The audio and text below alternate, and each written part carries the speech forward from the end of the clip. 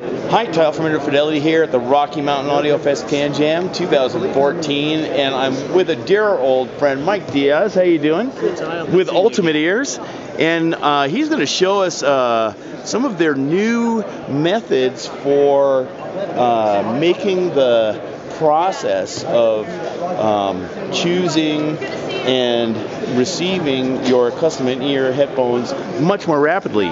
So give us a rundown. Thanks, Kyle. So like you were just saying, we looked and we thought, how do we really serve the customer? We want to innovate around the journey, around getting them, picking them, and getting them faster. We know that once you finally make a decision, you don't want to wait. Waiting a month is way too long. Waiting even a week is too long. So right now, our turnaround time is about 7 business days, and we have an intent of shrinking that drastically. Now here's how it works. On the front end is the selection process. And rather than having to take one set of demo ears in and take them out, put on new tips and try it again, we have one brain, if you will, where you can listen to the UE18, you can listen to the UE7, you can listen to the UE11. Wait, what's the sound of the reference monitor? No, I think I don't. That wasn't for me. I'm more of a 7. No, I want a little bit more bass. I'm an 11. And with that fast of a process, you can figure it out. It's not DSP. It's calling on the actual armature configuration. You're hearing what you want. The next step is getting your impressions with an audiologist. So I'm gonna break in for a second because I want to verify that the fact that he used these set of custom or set of very specially made monitors and has a box back here where it essentially reconfigures on the fly what that actual headphone is. Reconfiguring on the fly, and again, it's not DSP. There are 6 balanced armatures in here, just like there are for the UE18. So when you choose the 18 here, all 6 are lit up. Right. When you choose the 11 with our 4 balanced armature configuration, all 4 are lit up. Yeah. Now, of course, the differences in the crossovers and where they are. That's what the box is for. So the box is what gives you the variations in the crossovers between and turns on and off the various balanced armature drivers. And it was it was an excellent experience because you really could tell, because it instantly switched between each one, what the sound profile was. So that was really an excellent tool for choosing. We consider it quite an evolution because, in fact, and I think you'll find this to be true, the next time you try to demo multiples at a time, you'll think it feels fairly archaic. Right. Okay, and then what happens? So again, innovating around the customer journey and understanding that you don't want to wait, and that what can we always do to make our products better, more reliable, more consistent, more durable. We said we need to make a full transition into 3D, into digital. Right now we're printing all of our monitors in 3D. But in order to do that, we have to first move the analog into the digital. As we all are well aware, there's no simple way of just scanning your ear yet.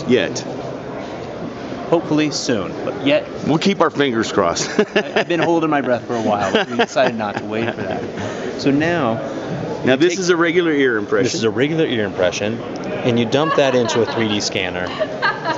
And now we have these deployed with our partners in Berlin. We have these deployed with our partners in Tokyo. These will be deployed in more locations throughout the world. And we have these in our lab, of course. So if you mail us a regular impression, we're going to digitally scan it. Or if you happen to be in Berlin or earphones, you go in and you use that and you transition and you transfer the file. So basically what happens is you close the door here, and then a bunch of lasers start scanning around in here, and this table tips back and forth so it can really see all the bits and pieces. Yeah. And then you get a 3D rendered. You have a file, right? So this is a 3D rendering of that piece. Can we show the two pieces next to each other like you did for me a moment ago? Absolutely. One thing I wanted to point out, the fidelity that is here. You can see the 56 written on the physical impression, and you can see the 56 transferred onto the digital impression. So it's that level of clarity that's captured by the lasers. But this is just where it starts. Now we take this 3D rendering, and we've taken everybody who's always built these the old way in our shell lab, of cutting with an X-Acto knife, of buffing with a grinder, of waxing, of dipping, of reverse molding, of reverse colloiding. We've taken all of that and we've transitioned all the same people who were doing it the old way so we can capture their institutional knowledge and muscle memory, but we've trained them on how to do it digitally on CAD files. So now we take these files, we digitally detail them, we cut, we move, we add the sound canals, we take out the socket pieces. Again, the process, there's no time saving for us doing this, it's just a different tool.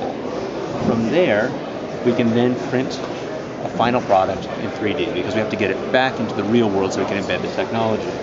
But this is the level of the clarity that I'm talking about. There's no striations, there's no milkiness.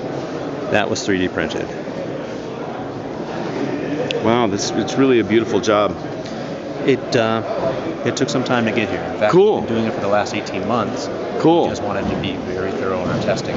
Cool. Thank you, Kyle. Yeah, thank you, Mike. I have to say, I'm going to go back and just put my own little 2 cents worth in. As he went through these, I had never had the opportunity to quickly move through the various products, and while I had some knowledge of how they sound, because I have a number of those, I really had never had the chance to quickly switch back and forth, and I pretty quickly found, oh yeah, somewhere between the UE18 and the reference monitor, boy, those are the flavors that I liked, and really a terrific opportunity to choose. It's fabulous work, Mike. Really, great job, man. I'm not going to take credit for it. We've got a great team behind us, but this is how we've been innovating, and we have a good motto that getting better has no finish line. This is the start of that. Cool. Well, thanks, Mike. And we'll see you guys at the next booth.